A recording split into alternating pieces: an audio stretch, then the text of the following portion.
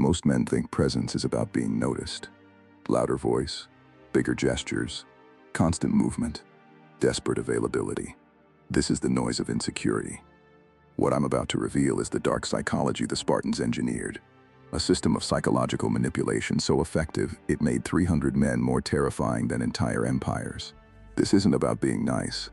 This is about covert influence, psychological warfare, and the systematic destruction of weakness. Every word you add when silence would serve you signals weakness to those who know how to read it. Every gesture you make to fill the void broadcasts that you're uncomfortable occupying space. Every time you rush to speak, you teach the room that your attention is cheap and your presence is negotiable. Here's the brutal truth: presence is not addition, it is subtraction. The Spartans understood this dark psychology better than any civilization in history. They built the most terrifying military presence in ancient history, not through displays of force, but through systematic psychological manipulation. 300 men held a pass against an empire, not because they were stronger, because they had engineered something the Persians couldn't read, couldn't predict, couldn't break. A form of covert influence that Robert Cialdini would later identify as the ultimate expression of authority and scarcity combined. You've been trained in the opposite direction. Fill every void with explanation. Perform confidence through visibility. Prove your worth through constant engagement. This reflex is exactly what makes you invisible. What follows is the Spartan engineering protocol, the ancient system of psychological dominance that made a small city-state more feared than nations with armies 10 times their size. Not through what they displayed, through what they withheld. This is the foundation of what modern psychology calls the dark triad: narcissism, Machiavellianism, and psychopathy, weaponized through stoic discipline. But first, you need to understand the leak that drains your presence before you enter any room. Watch yourself the next time you walk into a space where status is contested. Notice the darting eyes, scanning the room for who's watching, who's judging, who might be a threat. Notice the shallow breath that rises into your chest when someone important looks your way. Notice the unconscious tilt of your head, angling slightly down, signaling submission before a word is spoken. You're leaking. Every unnecessary movement is data. Every filler word is a tell. Every reactive gesture teaches observers exactly how much pressure you can absorb before you crack. This isn't neutral behavior. This is a confession of your internal state broadcast in real time to anyone paying attention. The origin of this leak is biological. Your nervous system is addicted to social feedback. It craves the microsignals of approval, the nod, the smile, the eye contact that says you belong. So your eyes dart, searching for that data. Your body adjusts, performing for that validation. The Spartans called this what it is: weakness that can be trained out through psychological warfare against your own mind. From age 7, every Spartan boy entered the Agoge, a 13-year surgical procedure on the soul designed to eliminate every leak you still carry. They weren't just trained to fight. They were trained to starve their brains of the social feedback that makes men flinch. This was systematic psychological manipulation, starting with children. Spartan boys practiced what we might call visual fasting. They walked with eyes fixed on the ground in front of them, not humble, disciplined. Hands hidden under their cloaks, not for warmth, but to eliminate gestural leakage. No scanning, no fidgeting, no performance. The historian Xenophon observed them and wrote, "You would expect a stone image to utter a sound sooner than those lads." This wasn't shyness. This was engineered containment through psychological conditioning. By refusing to seek social feedback, they became immune to social pressure, a key principle that Marcus Aurelius would later formalize in Stoic philosophy. But here's what most miss. While their eyes were fixed forward, their awareness was peripheral. They felt the man to their left, the man to their right, the unit. They weren't performing for the crowd. They were locked into something larger than themselves. This is the phalanx presence. The man desperate to be noticed is trying to stand out from the formation. The man with dangerous presence has dissolved his need for individual recognition into something immovable.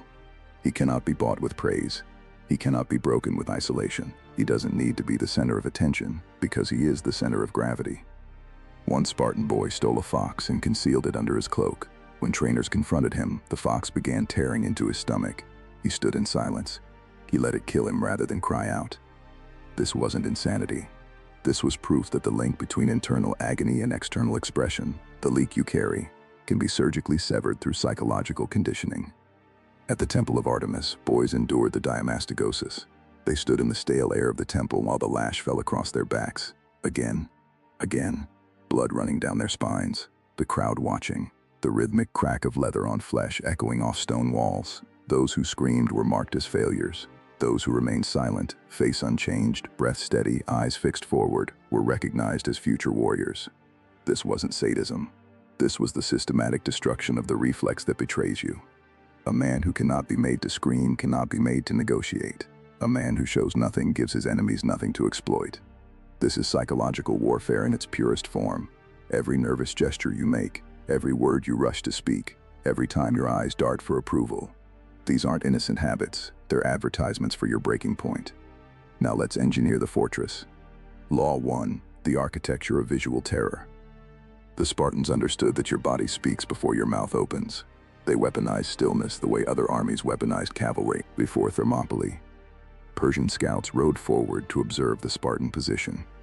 What they reported disturbed Xerxes more than any war formation could.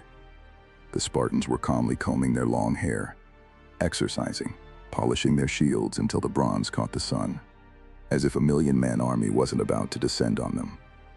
The historian Herodotus documented this moment. The scouts didn't understand. But Xerxes did, once the exiled Spartan king Herodotus explained. This was their custom before battle. They were preparing either to kill or to die. This is the grooming of the dead, psychological manipulation through signals of absolute commitment. When a man grooms himself for his own death, he signals that he has already moved past the survival instinct. He occupies a different psychological dimension than the man trying to stay alive. He cannot be threatened with what he has already accepted. The Persians faced warriors who had left fear behind before the battle began. Every element of Spartan appearance was calculated for this psychological effect. Scarlet red cloaks, because blood doesn't show against red, so they would never appear wounded. Long hair, because as Lycurgus said, it makes the handsome more handsome and the ugly more frightening. Polished bronze shields that blinded enemies in sunlight. They looked like men who had already crossed into death and returned, and men who don't fear death cannot be intimidated. The Spartan shield, the aspis, weighed 15 to 20 pounds. It covered the warrior from chin to knee. But here's the detail that changes everything. It protected not just the man who carried it, but the man standing to his left. Presence is territorial responsibility. A man with dangerous presence doesn't just occupy his own space, he anchors the space around him. When you leak nervous energy, you leave a gap in the line. You become the weak point that others must compensate for. Eliminate every visual leak. No fidgeting, no nervous adjustments. Keep your hands still or hidden. Force others to focus on your presence, not your gestures. When you move, move with deliberate purpose. When you're still, be stone. Law 2, the laconic cadence. The Spartans mastered verbal economy as a weapon of psychological manipulation. The word laconic itself comes from Laconia, the region of Sparta. But it wasn't just about fewer words, it was about the weight of each syllable. The pressure required to hold a thought until it distills into its most lethal form.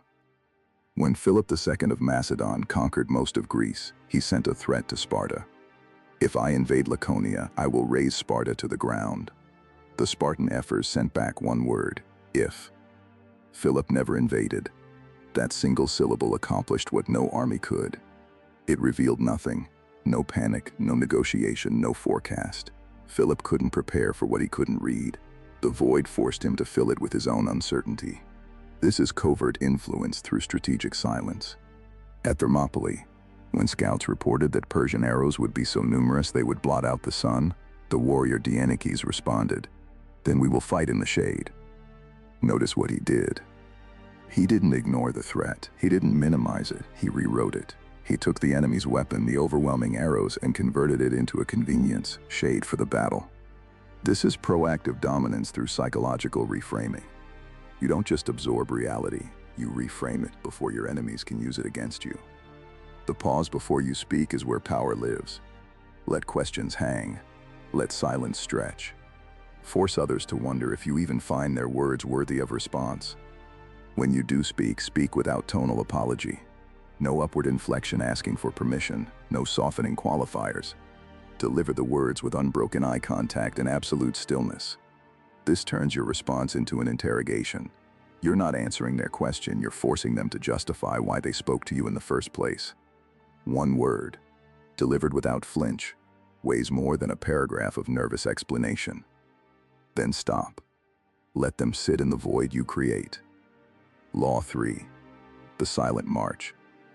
When Spartans advanced to battle, they didn't scream war cries like other armies. They marched in eerie silence to the steady rhythm of a single flute, step by step, shield to shield, the mathematical precision of men moving as one organism.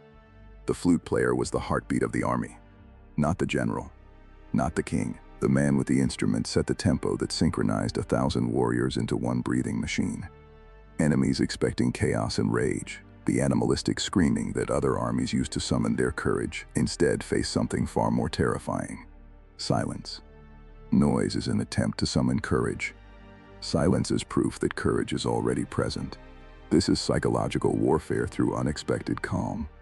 Plutarch recorded that the Persians watched the Spartan phalanx approach without a sound, and understood these men didn't need to convince themselves to fight. They were already there, complete, unshakable. Contrast this with the erratic heartbeat of a nervous man, pulse spiking, breath shallow, rhythm chaotic. Before you enter any room where presence matters, slow your breathing. Find the steady, low pulse of the flute march. Let your heartbeat become the tempo that others unconsciously synchronize to. Make unreadable your default state, not reactive containment when someone tests you. Permanent containment as your operating condition. Law 4. The power of no walls. Sparta never built defensive walls around their city. For centuries, while Athens constructed elaborate stone fortifications, Sparta remained open. When asked why, the answer was always the same. Sparta's walls are its young men, and its borders the points of their spears. Consider the psychology. A wall is a confession of vulnerability. It announces, we fear attack, we need protection. There is something here worth defending that we cannot defend with our presence alone. By refusing to build walls, the Spartans created permanent interpretive pressure on the rest of Greece. Where does Spartan territory end? The answer, wherever the Spartan is standing. Athens hid behind stone. Sparta was the stone. Stop building defensive structures in your life. The over-explanations are walls. The preemptive justifications are walls. The constant availability that signals you're afraid of being forgotten. Walls. Strip them away. See if your presence can stand on its own. You can master every external technique, but if your nervous system still craves approval, you'll collapse the moment someone applies real pressure. The external fortress requires internal sovereignty. The Spartans built this through the Crypteia, the final test. Young men were sent into the wilderness with nothing but a knife. Their mission: survive, and police the Helot population through terror. They moved at night.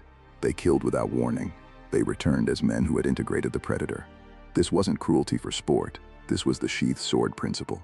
Dangerous presence requires that others sense, not through words, but through something deeper, that you are capable of ruthlessness if the boundary is crossed. You are peaceful, but you are not harmless. The difference is everything. This is what modern psychology recognizes as controlled psychopathy, the ability to access ruthless calculation when necessary while maintaining complete emotional regulation. Spartan mothers understood this dark psychology. They didn't raise their sons with warmth. They raised them with expectation. When handing their sons shields before battle, they commanded, with your shield or on it, return victorious, or return dead, carried on the shield by your brothers. But never return without it, the mark of a man who threw down his standard and ran. Imagine the son who returned without the shield.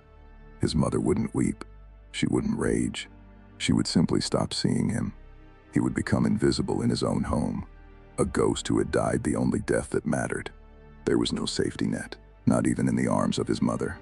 Queen Gorgo, when asked why Spartan women were the only women in Greece who could command men, replied, "Because we are the only women who give birth to men." This is the cold hearth, psychological conditioning through withdrawal of unconditional love. The knowledge that no one is coming to save you, no one will validate your choices, no one will make your sovereignty comfortable. When you have already survived the coldest environment, your own home demanding your excellence, every other hostile room feels warm by comparison. This is the social death that precedes real presence, the willingness to be misunderstood, to be disliked, to be cast out by the herd in exchange for sovereignty. The cost is real. Fewer people in your circle. Some won't survive your transformation because they needed the version of you that performed. More distance. Those who fed on your availability will resent its withdrawal. But this is the solitude of sovereignty, not the crowded emptiness of being surrounded by people who don't respect you. Here's your protocol. For 30 days, practice this dark psychology engineering. Physical containment. Eliminate all unnecessary movement. Keep your hands still. Stop scanning for approval. Verbal economy. Speak half as much. Pause before responding. Remove all filler. Emotional fortification. Make unreadable your default state, not your emergency response. Enter every room as if you've already won. Walk slower. Speak less. React to nothing. Let others fill the void you create with their own projections. Presence isn't built through addition. It's engineered through systematic psychological manipulation of every leak that signals you're negotiable. The Spartans didn't need walls because they were the walls. Build the fortress. Subscribe if you choose to engineer rather than perform. There's deeper work waiting for those who understand that the most dangerous presence belongs to the men who never have to prove it.